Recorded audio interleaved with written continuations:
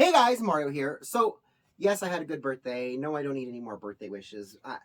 To be honest, birthdays are one of those things that not that I don't like to celebrate them because they're fun, but I don't really feel like it's deserved because I really didn't do anything.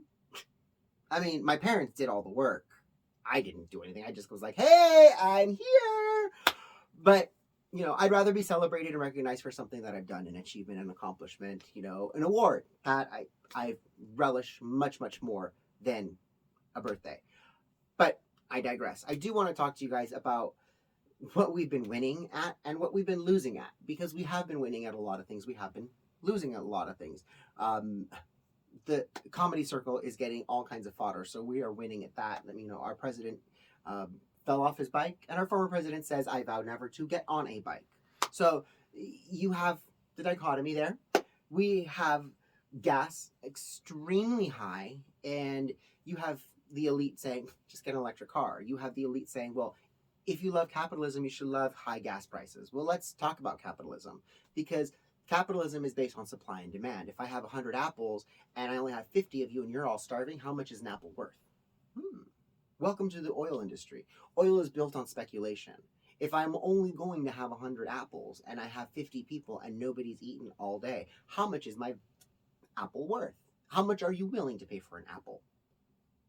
This is the problem when you say, well, we're going to cut these contracts. I live in just outside of Los Angeles. There are oil fields out here, out in Santa Clarita, and I've seen fewer and fewer drilling rigs, pumping rigs, whatever you want to call them, over the years. And why is that? Well, because the leases are up.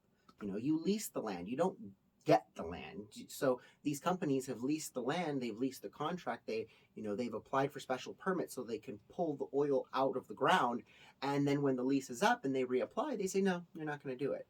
So if we're speculating that there is going to be 50 apples instead of 100 apples tomorrow, but then how much does each apple worth?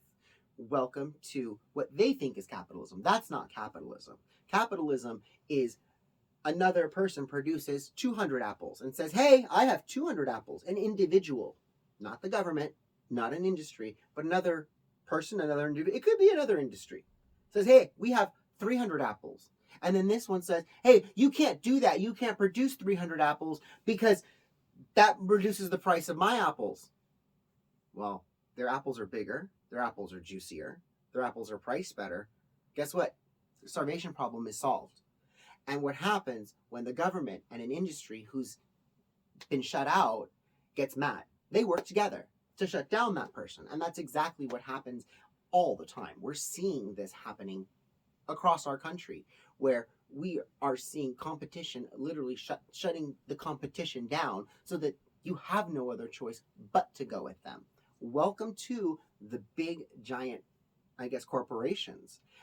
The people who choose to be apart from that, who choose to homestead, who choose to not be involved in the cycle, they have ultimately get squeezed out. In Venezuela, when the government saw and the industry saw that people were over there producing on their own, they came and arrested them. They took their crops. They says, "No, by law, you have to give us half of what you produce because you're producing more than you need."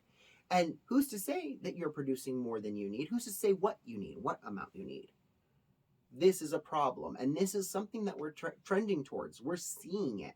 We're seeing people angry at other people because they have something that they feel that they deserve. But at what point did they work for it?